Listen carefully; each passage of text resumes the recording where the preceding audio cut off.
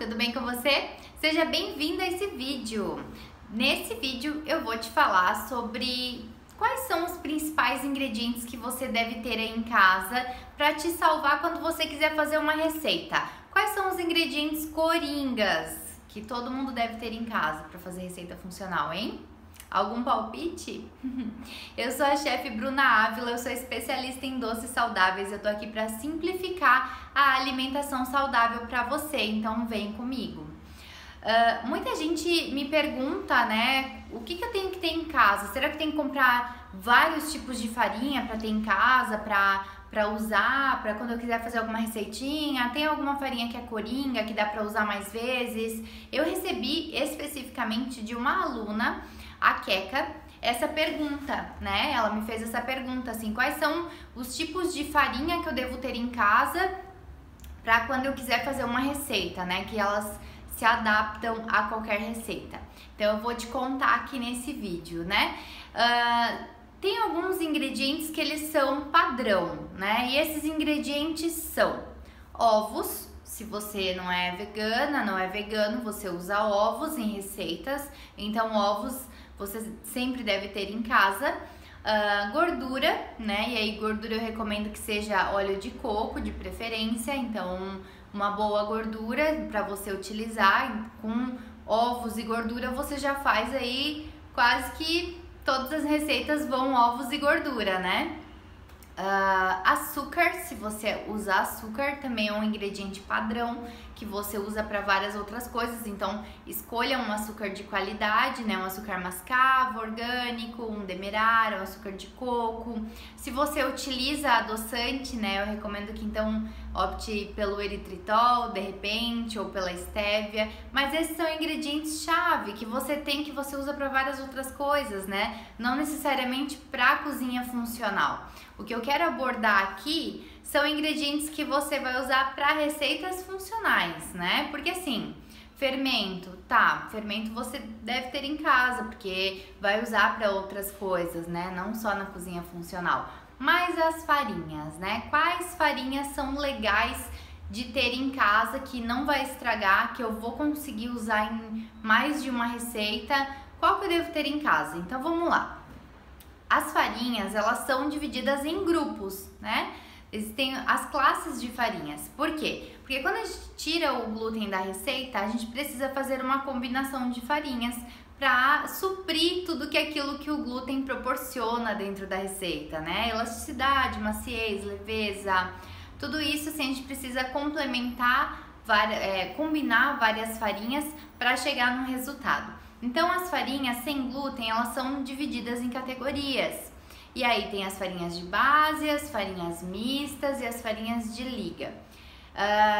Se eu pudesse te recomendar uma quantidade que você deve ter em casa para conseguir fazer uma receita, né?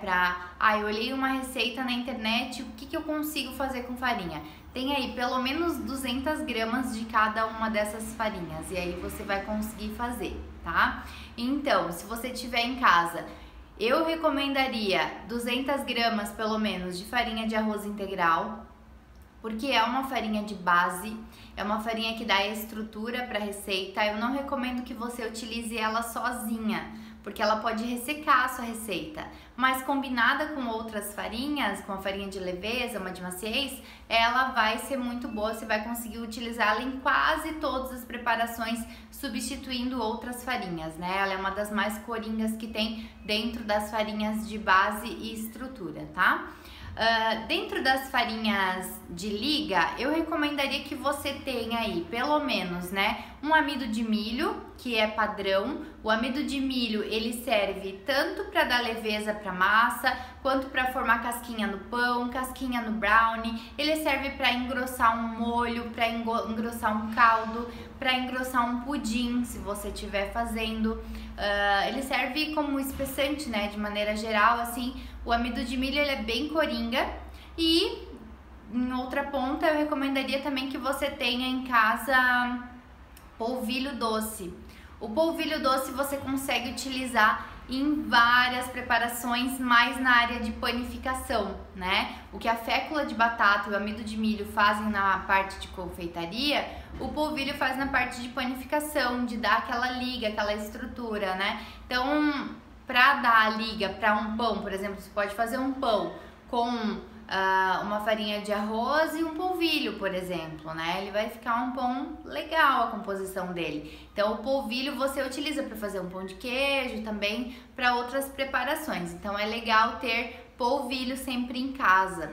Caso você não utilize ovos, é legal que você tenha linhaça, né? A farinha de linhaça, ela é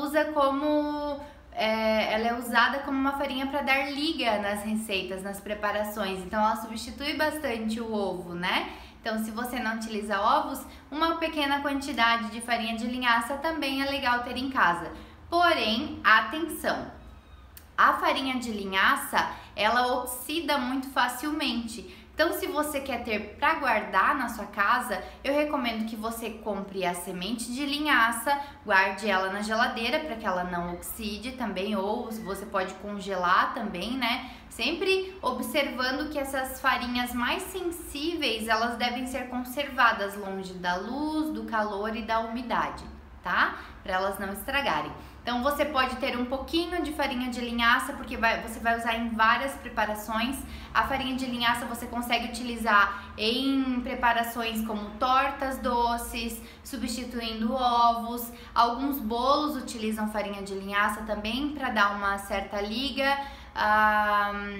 Pães geralmente utilizam farinha de linhaça também, e para fazer a farinha a partir da semente de linhaça é só triturar no liquidificador, leva 2 segundos, já tá pronto, tá? E nas farinhas mistas eu recomendo 2 que você deve ter aí em casa, que é a aveia.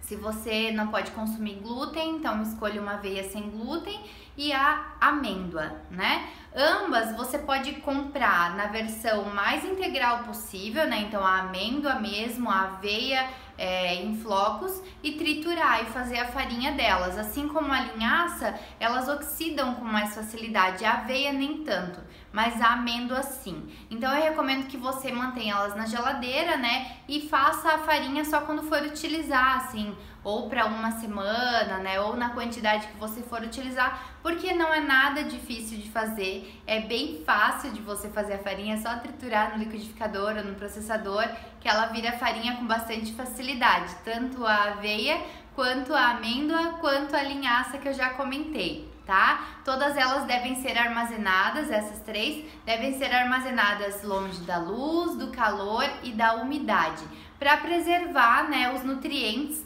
para que elas não percam os óleos essenciais, principalmente a linhaça e a amêndoa, e para que elas não fiquem rançosas, assim, né? As outras farinhas que eu citei aqui nesse vídeo, elas são mais secas, então elas aguentam muito mais, assim, né? Você pode só colocar em potes, armazenar em potes de vidro, com o nome, com a data que foi armazenado ali por uns 30 dias tranquilamente, tá?